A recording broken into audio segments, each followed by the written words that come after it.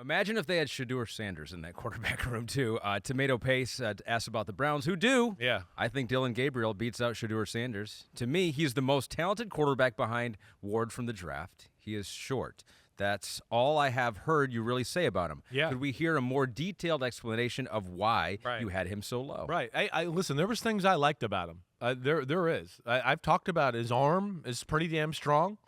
He's got a quick release. He's a good athlete. He definitely is. I can find him to be a little bit of a high-effort thrower sometimes when the ball has to go down the field, which means he needs space and area around him, and that's just not always there. And then I think there was also a part of me that goes, he is small, and there was plays I felt like I looked at every game where I'd go, man, that guy's kind of open down the middle, or this guy's there, but I don't think he can see him, or he's not comfortable in the pocket, so he's going to kind of move or get the ball out of his hands real quick, where I want to go, like the big guy's going to stand there and push that ball down the field there, right? So those are things I just worried about with him. But I see the physical tools, but again, it's a guy it is 5'10". It's not like, oh my gosh, he's so fast, and oh my gosh, his arm's so strong, but yes, could he mess with Shedeur Sanders here and beat him out? Absolutely. I mean, he's been around some good offenses. He knows how to play quarterback in the pocket. He's very good that way. And I do think they'll push each other there, and you'll have a real duel between the two rookies there in Cleveland. He feels kind of like, and I don't know why, he feels kind of like a Gardner Minshew-ish, right? Where there could be stretches where you're like, man, maybe he is the guy and can play to that level, but then there are physical limitations that ultimately cap his ceiling. That's what we're going to see. We're going to see. And we're going to see, too, as if you played pretty small in college, you're going to be even smaller in the NFL. And we know how the pocket gets even more collapsed and claustrophobic in the NFL.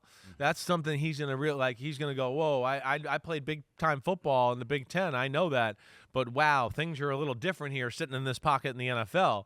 And that's going to make him feel smaller and a little more nervous and get the ball out of his hands, too. So we'll see how he adjusts to that. Yeah. But there are things I like. And, hey, listen, the biggest fan of Dillon Gabriel is the guy we just talked about, my dad.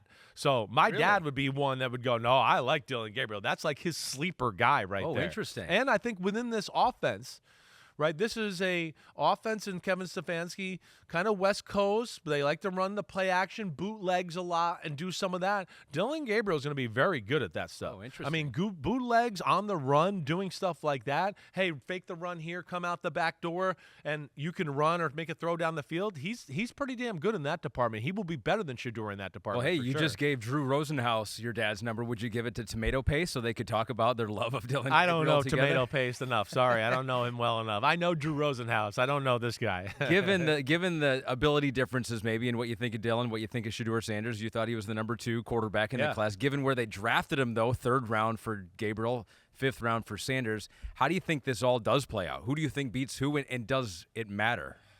No, in the beginning of the year, will it matter if one's 3 or 2 or 3? Yeah, it doesn't really matter. The thing that's I think fascinating about the whole thing is just like, you got 4 guys, right, and you got 2 rookies where you go, we'd like to get them a lot of work and see what they're going, but you got to also worry about, hey, Kenny Pickett could be our starter. I don't know, maybe Joe Flacco is. So like in a 7-on-7 period in OTAs, you could have 12, 14 plays.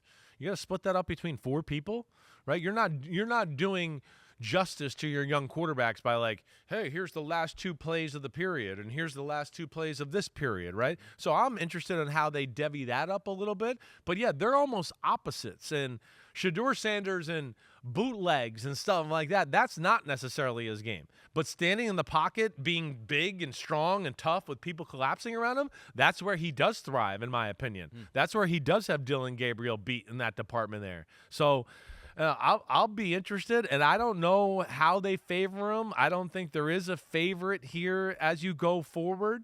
I really don't.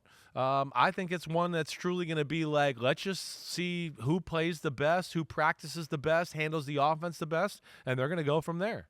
Yo, homies, what's up? Thanks for watching Chris Simms Unbuttoned. And just because the weather's warm doesn't mean football ain't still on our brains right here. We are still working, so smash that subscribe button. We got all the training camp news, preseason news, everything up until kickoff night. Thanks for watching. And again, remember to hit that subscribe button. Peace out, homies.